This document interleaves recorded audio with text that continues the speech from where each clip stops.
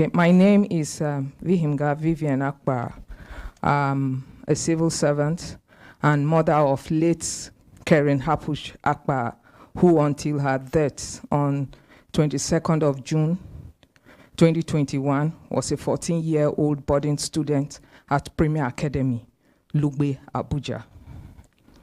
So it all started on the 18th of June 2021. My daughter had called from school using her teacher's phone, saying that her eyes, she had issues with her eyes, so she would want to be taken home. It was in the evening of Friday. So I told her I'll be coming to the school, but the teacher quickly begged that if I get to the school, she'll be punished for allowing my daughter use her phone. So I should call the next day, which was going to be a call day, Saturday, 19th of June, and tell them I want to take her home. So the next day, by 8 a.m., I called the matron of the school clinic and told her that Karen had called, that she had issues with her eyes, so I would like to come and pick her for medication. And the matron said no. If I pick Karen, because of COVID-19 protocols, she'll be made to stay in isolation for 7 days when she gets back.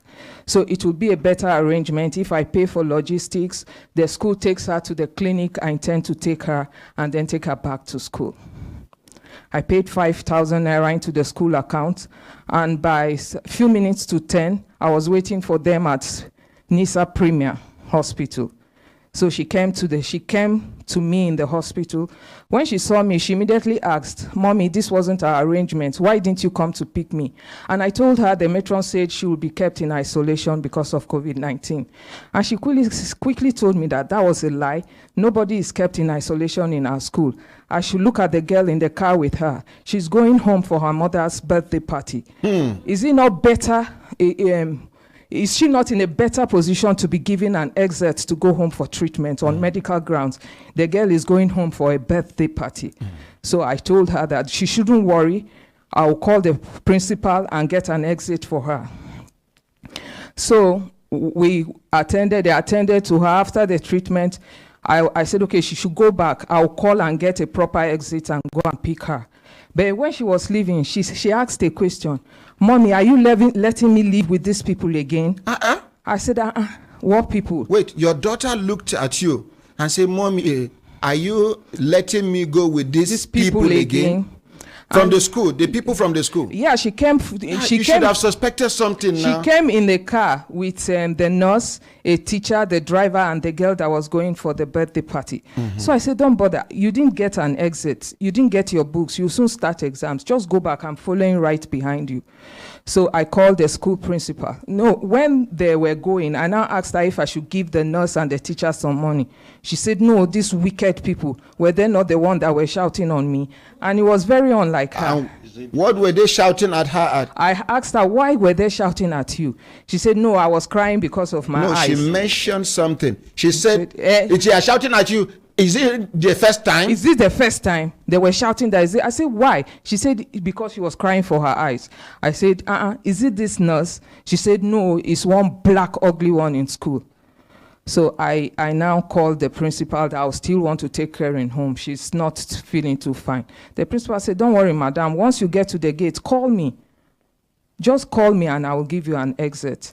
So immediately they left. I followed behind. I got to the school at about 1 p.m.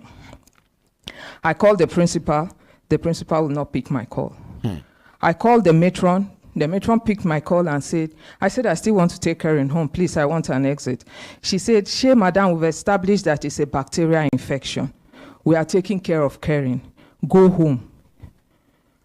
I called the principal. I wasn't satisfied. I said, this time he picked my call. When I said, "I want to take Karen," he said, "I think the matron has explained to you. We are taking care of Karen. Just leave her." The principal of which school?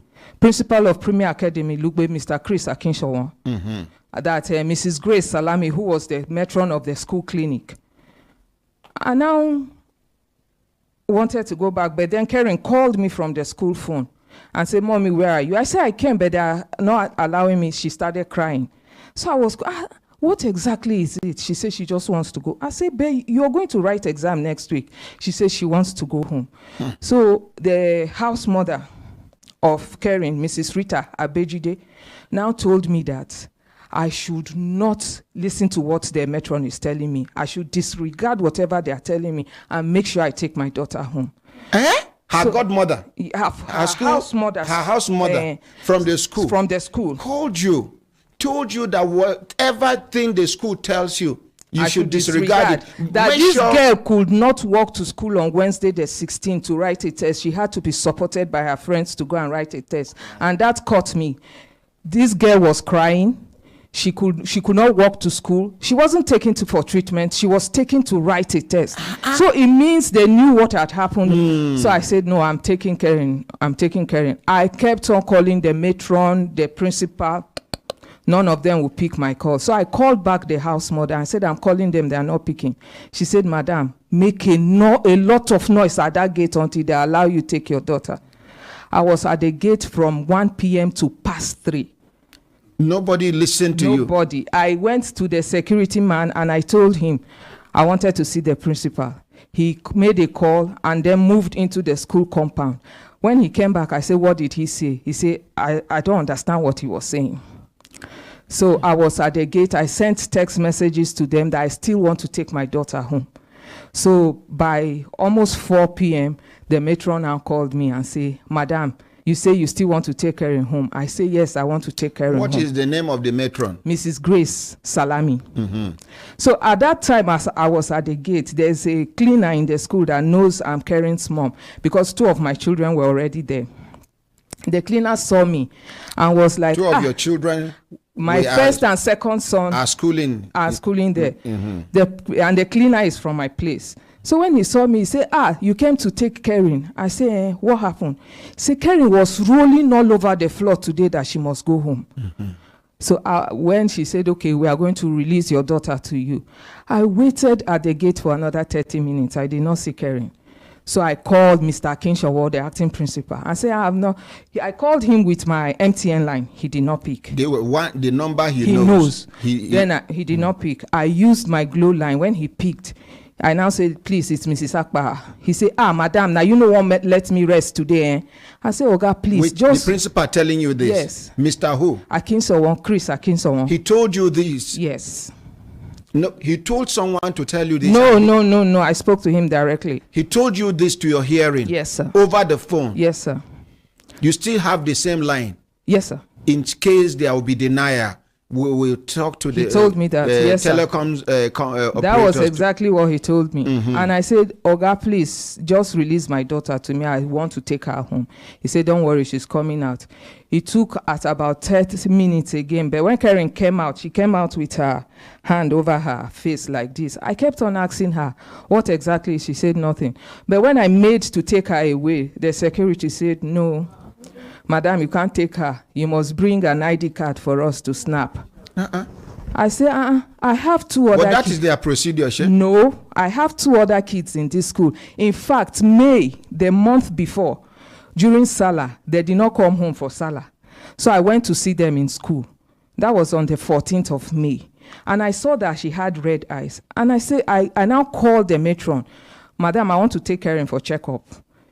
Immediately, she said, don't worry, somebody is bringing an exit to you. I was at the school technical place where they were receiving parents. And they brought the exit and I took her home. And nobody asked you for ID card? Nobody asked for ID card.